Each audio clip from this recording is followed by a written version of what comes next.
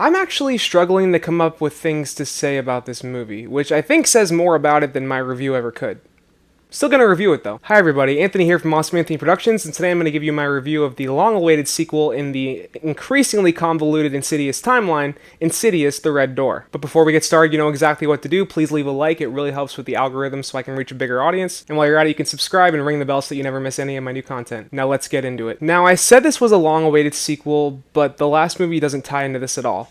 So why did I call it that? Well, because this series was dumb enough to kill off its best character, Lin Shaye's Elise, at the end of the first one, leaving us with just the Lambert family. Patrick Wilson's Josh, Rose Byrne's Renai, their newborn baby girl, and their sons Ty Simpkins Dalton, and Andrew Astor's Foster, along with Josh's mother, played by Barbara Hershey, and a small ghostly part for Elise as she helps them out in the further in the second movie. Once the story was wrapped up here, the next two movies were prequels about Elise and her ghost hunting duo of Tucker and Specs that kind of lightly tied into the overall narrative with the Lamberts. But with The Red Door, we're picking up with the Lambert family about a decade after the events of Insidious Chapter 2, with the beginning of the film showing us Josh and a younger Dalton again getting their memories erased so that they don't remember the events of the first two films. So in this one, about a decade later, as we meet up with them at Josh's mother's funeral, we find that things have gone to absolute shit with Josh and Renai's marriage, with them being divorced and splitting custody of the kids. Josh is also starting to feel like he's not all there. He's been feeling depressed, having trouble with his memory, and he feels like there's some repressed trauma that he hasn't really gotten in touch with yet. Meanwhile, to help him fix his relationship with Dalton, who basically hates him, Renai convinces Josh to drive him to college, where he enrolls in an art program that helps him kind of go through his deep-seated traumas and issues through his art, eventually leading him to paint a red door. Now, if you know anything about this series, you know that the red door is pretty damn important. It's the entrance to the further that holds all of its monsters and demons, and it also allows whoever goes into it to access different points in time. From there, we spend the entire movie switching between Dalton and Josh as we watch them uncover their history with the further and learn more about their clairvoyant powers so they can shut that red door and move on from the further forever. Now I'm going to start with the positives here because this isn't necessarily a bad movie. I've seen worse.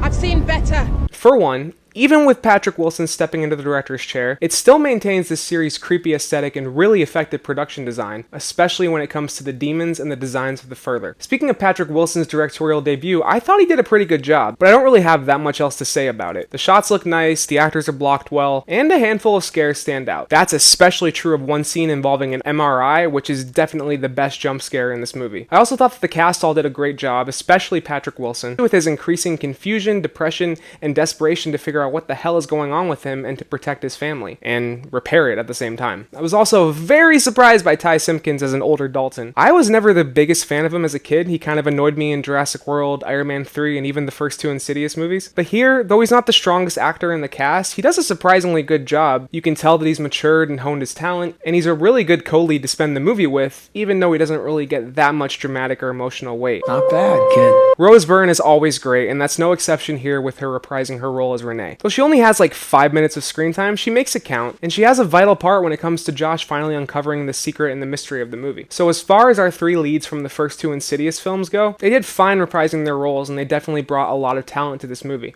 I like them. There's also a new character that Dalton becomes friends with at his college named Chris, played by Sinclair Daniel, and she's fine in the role for what it is. Her and Ty Simpkins have enough chemistry to where it's not completely boring watching them together, but their banter is kind of bland, and she really has no place in the story aside for being a vacuum for all the movie's exposition that she gets from Dalton. Well, I guess that's as good of a segue as any towards the negativity, so let's get into what I didn't like about this movie. The airing of grievances. Pretty much the main plot thread of this film is Josh and Dalton exploring their psyches and trying to access these repressed memories and unlock what happened to them in the first two films, which is a good dramatic device if it's used sparingly. The problem here, that takes up about 2/3 of the runtime. If this was an actual mystery that was like fully new and invented for this film, that would be one thing. But we're basically just watching these two characters remember and recollect what we already saw in the first two Insidious films. So we basically know the answer to this mystery before it even starts.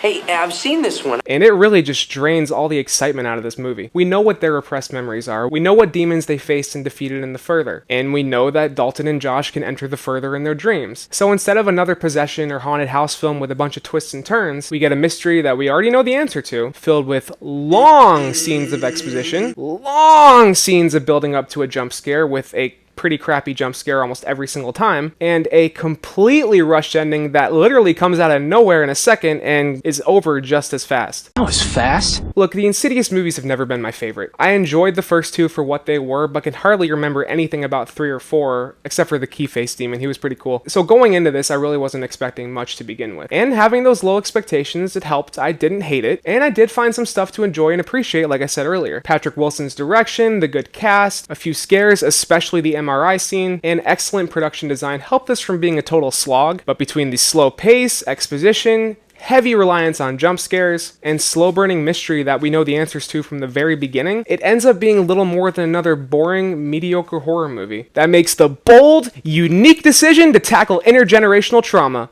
Never seen that shit before. Look, if you're a huge Insidious fan, you're probably going to find something to enjoy here, and you can go check it out. But it's pretty forgettable, honestly. So if you're a more casual fan, or couldn't care less about these movies and just want to go see something, you may want to skip it in theaters and just wait for a streaming service to nab it. I wouldn't pay full price. Patrick Wilson needs to direct more movies though. I saw a ton of potential here. And that's my review of Insidious: The Red Door. If you enjoyed this review, you know exactly what to do. Please leave a like, comment below with your thoughts, subscribe, and ring the bell so you never miss any of my new content. And while you're at it, you can click or tap on these cards here. It'll take you to my review of Indiana Jones and the Dial of Destiny.